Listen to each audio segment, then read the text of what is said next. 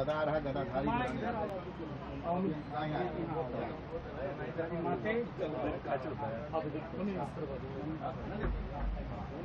जाओ, तुम यहाँ आओ ना मेरे पास, गदा पकड़ो।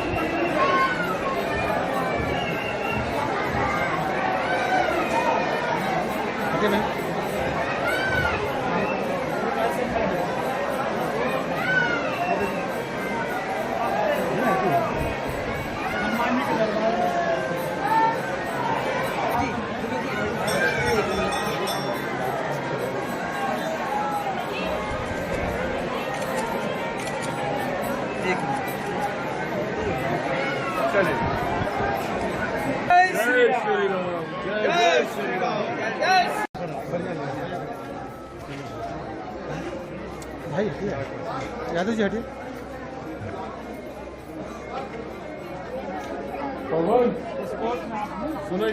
देखिए, पिछले 2.5-3 महीने राजनीति के क्षेत्र से जुड़ा हूँ। चुनाव प्रचार की व्यस्तता काफ़ी ज़्यादा रही, पर ऐसे में क्योंकि मैं रामलला प्रभु श्री राम की प्राण प्रतिष्ठा में मुझे आने का मौका, सौभाग्य मुझे मिला था, और तभी से मेरे मन में ये इच्छा थी कि अपने पूरे परिवार के साथ यहाँ पर आऊँ, अपनी माँ के साथ, बहन के साथ, भांजे भांजी, जीजा जी, पूरे परिवार के साथ यहाँ पर आकर प्रभु श्री राम के दर्शन करें, उनका आशीर्वाद लें। कल जैसे ही चुनाव प्रचार समाप्त हुआ, पूरा परिवार हम लोग यहाँ अयोध्या आए, प्रभु श्री राम के दर्शन किए, यहाँ हनुमानगढ़ी में आके बजरंगबली जी का आशीर्वाद हम लोगों ने लिया। जितनी भी जो कुछ भी आज हम लोग हैं, इन्हीं के आशीर्वाद से हैं, और बस ये आशीर्वाद सदैव बना रहे, इसी भाव के साथ यहाँ पर आए। क्या लगता है, इंडिया गठबंधन कह रहा है तुम्हारी सरकार वही बहुमत आ रही है, मोदी जी को कहा जा रहा है। ये जिस तरीके से मेरे प्रधानमंत्री आदरणीय नरेंद्र मोदी जी ने देश में चौमुखी, और ये कहने के लिए नहीं, ईमानदारी की बात है, चौमुखी विकास उन्होंने किया है। जहां गांव में रह रही महिलाओं के सम्मान की, स्वास्थ्य की चिंता कर योजनाएं बनाई गई। एक गरीब परिवार बीमारी से कोई कठिनाई ना हो, आयुष्मान की योजना बनाई गई। दुनिया की सबसे बड़ी गरीब कल्याण की योजना, जिसके तहत 81 करोड़ लोगों को आज मुफ्त में अनाज मिल रहा है।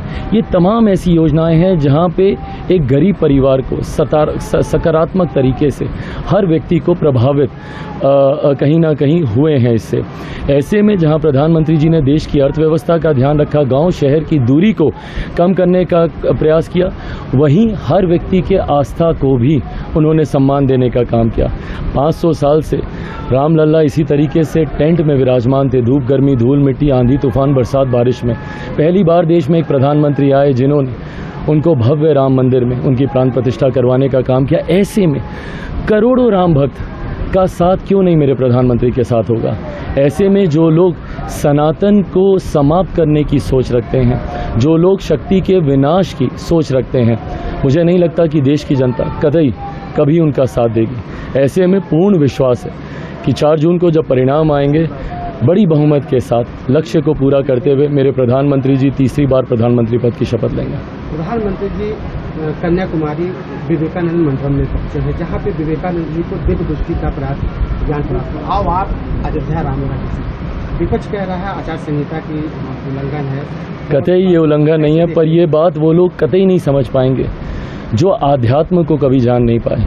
ये वो विपक्षी दल कभी नहीं समझ पाएगा जिसने सनातन का कभी सम्मान किया ही नहीं, कभी आस्था रखी ही नहीं। उनके लिए ये बातें मायने ही नहीं रखती।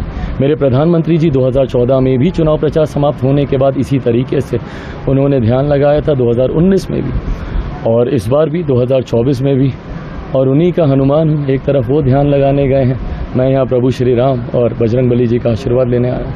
भारत माता की दिव्य दृष्टि प्राप्त की विवेकानंद को, तो क्या लग रहा है कि अब की जो बहुमत होगा तो भारत माता के लिए क्या क्या करेंगे? बिल्कुल होगा, बहुमत भी प्राप्त होगा। और जिस तरीके से मेरे प्रधानमंत्री जी भारत माता की जय कहने के लिए ही ये नारा नहीं लगाया, हकीकत में आज भारत माता की जय उन्होंने देश में, दुनिया में उन्होंने करके दिखाया। आज दुनिया का कोई देश ऐसा नहीं है जहाँ पे भारत का डंका ना बजता हो। जिस तरीके से भारत माता के गौरव को, सम्मान को, सर को ऊंचा करने का काम किया। एक समय था जब कहा जाता था कि भारत सोने की चिड़िया है।